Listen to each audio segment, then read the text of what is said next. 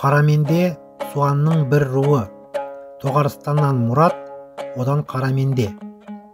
Қараменде өз заманындағы соғыс өнерін игерген ірі әскери қолбасшы, әрі Суанның тұңғыш биі, әйгілі батыр. Ол 300-дің бас қосқан жиындарында төбе би болған, хандармен терезесі тең қоғамдық қайраткер. Бабамыздың атымен Жаркент өңірінде Қараменденің белі, Қараменденің сайы деп аталатын жер атаулары бар. Ел жайлауға шығып, мал басы шөпке жетіп, жұрт салқын самалда кеуде кере дем алған шақ. Әр ауыл өздерінше қымыз, мұрындық, яғни көктемнен жазға ауысып, жаңадан бие байланатын кездегі дәстүрлі төл тойын жасап жатқан кез.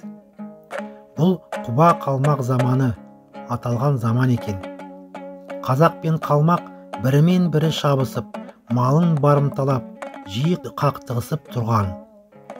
Жайлаудағы Мұрат ауылының ересектерінің бәрі көршілес отырған жалайырлар жаққа қымыз, мұрындық тойына кетеді. Соны сырттай естіген қалмақ қоңтайшысы дереу қалың қол аттандырып, Мұратқа қараған елді шаптыртып алады. Осы кезде ауыл сыртында өзіндей балалармен асық ойнап жүрген 12 жасар Қараменде ат дүбірі мен қуғыншылардың қиқулаған даусын естіп елең ете қалады. Ойнап жатқан асығын тастай салып, барымташылардың алдынан шығады. Қалмақтың бір жауынгерін тоқтатып: «Ағасы, біздің қазақта қазаннан қақпақ кетсе, иттен ұят кетеді деген қанатты сөз бар. Сендер бүгін ауылда атқа мінер адамның жоқтығын пайдаланып, қалың жылқыны айдап барасыңдар. Қазанның түбінде де қаспақ қалады емес пе? Ауылымның адал малынан маған еншілеп бір тай тастап кетіңдер», дейді. Жас баламен сөйлесіп тұрған Шороның, яғни жігіттің қасына келген әскербасы: «Мына қазақ не сұрап тұр?» дейді. «Маған бір тай тастап кетіңдер деп тұр». Бұйымтайы бір тай болса ұстап беріңдер», деп тусалакшысына көмекшісіне нұсқау береді. Тусалакшы ұстап берген өзінің тайын ерттеп мінген Қараменде беліне зырылдауық байлап, байқатпай сайға түсіп, қалың жылқының алдынан қарсы шығады. Тайдың шабысымен бірге сылдырлаған зырылдауықтың үнін естіген жылқылар үркіп қайта қашады. Шеріктер қанша әуреленгендерімен, тұяғымен жер дүрліктірген қалың жылқы қайыру бермейді. Әбден ашуға булыққан қолбасшы ана баланы тез ұстап кел деп тучалакшысын жібереді. Жарау ат мінген тусалакшы қойсын ба, таймен тапырақтатып шауып жүрген Қарамендені ұстап алып, қолбасшысына алып келеді. Қолға түскен Қараменденің аяқ қолын байлап, абадандарын, яғни олжасын қалмақ қоңтайшысына тарту етпекші болып ала кетеді. Қолына түскен соң қалмақ қоңтайшысы оның өзіне бала болуын сұрайды. Қоңтайшының бұл ұсынысына келісім бермеген Қараменде 7 тәулік бойы тамақ ішпей қояды.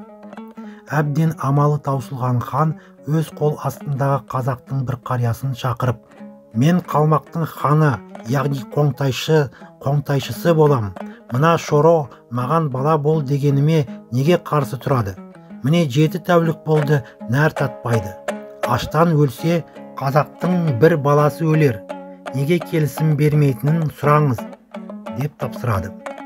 Алдына келген қарияға Қараменде: «Мен мұсылман баласымын. Бұл басқа кәпір қолынан қалай тамақ ішпекпін? Мен ішетін тағамға қазақ бата жасап, қазақ пісіріп беретін болса, өз дініммен жүруге рұқсат етсе ғана бала болуға келісемін», дейді. Қалмақ қоңтайшысы оның талабын орындап, Қарамендеге бір ер, бір әйел күтуші береді.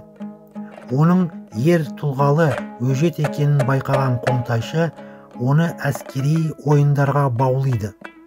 Өзінің жеке түйет палуанын Қарамендеге ұстаз, бапкер етіп тағайындайды. Арада аз уақыт өткенде өзінің қол астындағы халқын тегіс жинап, жас Шороны, яғни жігітті өзінің баласы деп жариялайды. Қараменде 17 жасқа толғанда қалмақ қоңтайшысының төңірегіндегі бар палуанмен белдесіп тегіс жығады. Ең соңында өз бапкерімен кездесіп, оны да жығады.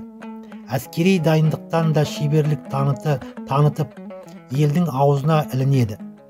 Күндердің күнінде қоңтайшы қол астындағы халқын қайта жинап, бұрынғы әскер басы орнынан алып, оның орнына өжет деп палуан батыл да епті Қарамендені әскер басы етіп қояды. Осыдан 5 жыл бұрын қазақ елінен барымталап алып келген жылқымен шағылысқан қалмақ жылқысының саны өсіп, тұқымы да жақсарған еді. Бір күні қоңтайшы Қарамендені өзіне шақыртады. Ол сарайға келіп, қоңтайшыға сәлем бере кіреді. Бұл кезде Қараменде қазақша да, қалмақша да таза сөйлейтін дәрежеге жеткен болатын. Аман саулық сұрасқаннан кейін қоңтайшы: «Балам, сен өз еліңнің қонысын ұмытқан жоқсың ба?» дейді. «Жоқ әке, бәрі жадымда». «Олай болса балам, өзің білесің, қазақтардың жылқысымен шағылысқан соң менің жылқымның өсімі көбейіп, тұқымы жақсарды.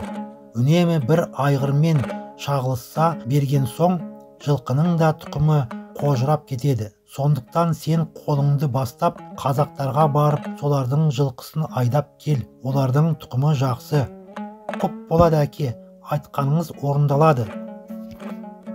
Қараменде әскермен жолға әзірлене бастайды.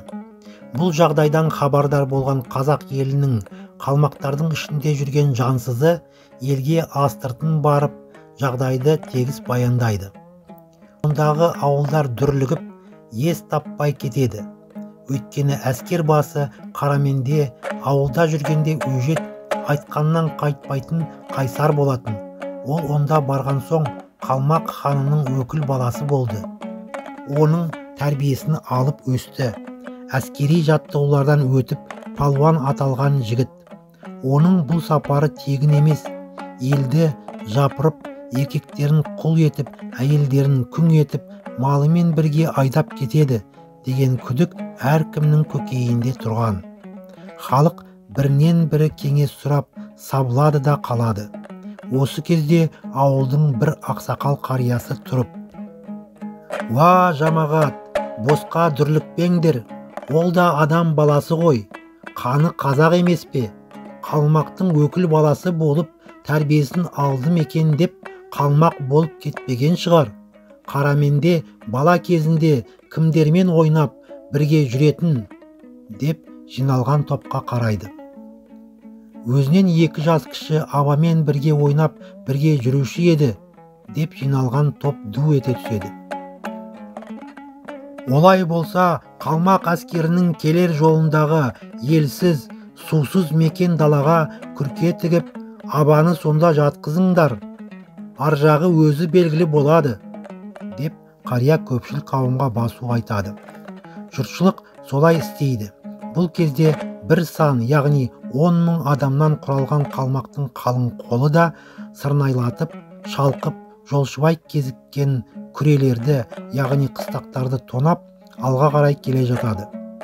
10 құрамаға басшылық жасап, ханның әскер басы батыры Қараменде шерудің алдында ту ұстап келеді. Қалың қолдың ортасында Құдайын аузынан тастамайтын дін басшылары мен қатар ақылшылары бар. Осылайша қағанағы қырық, сағанағы сарық болып келе жатқанда иесі жапан даладағы жалғыз күркені Қараменденің көзі шалады. «Ай далада, елсіз сусыз мекенде мекендеп жүрген бұл кім болды екен?» деген оймен әскер басы атының басын солай қарай бұрды.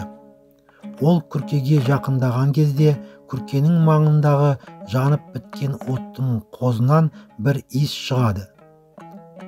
Қараменде бала кезінде жылқышылардың ортасында жиі болатын. Сол кезде қозға көміп пісірілген боршаны талай тамсана жегені есіне түсе кетті.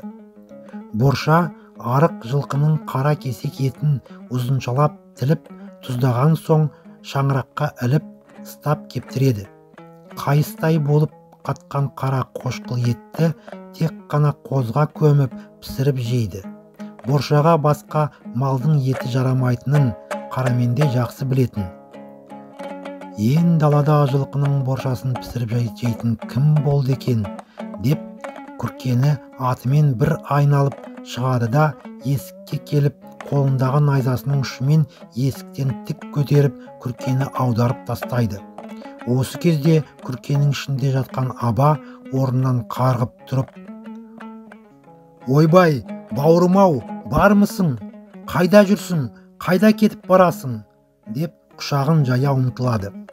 Абаны таныған Қараменде қолына ұстап келе жатқан ту мен найзаны тастай салып атынан қарғып түседі.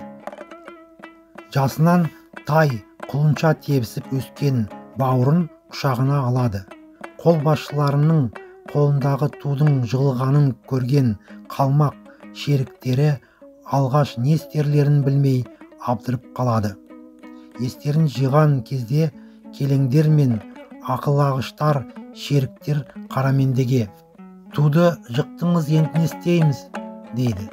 Сонда Абаның иығынан мықтап қапсыра құшақтаған Қараменде: «Тынығыңдар, тойлаңдар» деп әмір береді де өзі Абамен оңаша болады. Боза ішіп тамақтанған шеріктер қызара бөртіп мәз-мейрам болады. Естерін жинап өздеріне келген соң іштерінен: «Әскер басын тұтқындап Қоңтайшыға апару керек» деушілер шығады. «Өй, сенің есің дұрыс па? Ол тек әскер басы ғана емес, Қоңтайшының баласы. Оған қалай қол көтересің?»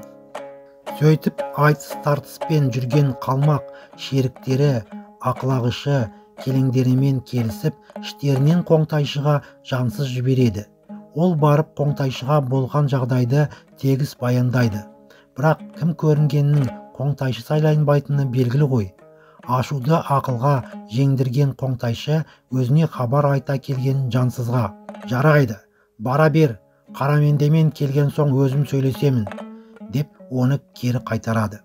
Бір аптадан кейін Қараменде қол астындағы бір сан, яғни 10.000 шерігімен еліне қайтады. Елге келген соң ол ханға бармай бірден өзінің бас ордасына түсіп дем алады. Ертесінде Қоңтайшыға сәлем бере кіреді. Жағдайға қанық Қоңтайшы оған сыр бермей: «Я, хал қалай балам? Аман барып сау қайттың ба? Дұшпаннан түк тартсаң да пайда, демекші сапарларың қалай болды? Сәтті болған шығар» деп Қоңтайшы сұрақты жаудыра жөнелдеді. «Өз басым үшін сапар сәтті болды, әке. Жол жөнекей жасымнан бірге өскен бауырымды көріп, қолымдағы туымды да жығып алдым. Сонымен кері қайтуға тура келді. Ендігі сапарыңды қашан жалғастырасың?» «Еш қашанда. Өз елімді шабуға бара алмаймын». «Сонда не істемексің?» «Әке, алдыңызға өзім келіп тұрмын. Егер маған рұқсат етсеңіз, еліме, туған жеріме қайтсам деймін.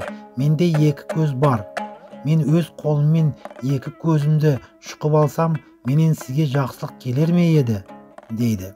Қараменденің қайсар мінезін білетін Қоңтайшы біраз үнсіздіктен соң: «Балам, атаң қазақта ит тойған жеріне, ер туған жеріне деген мақал барын білесің.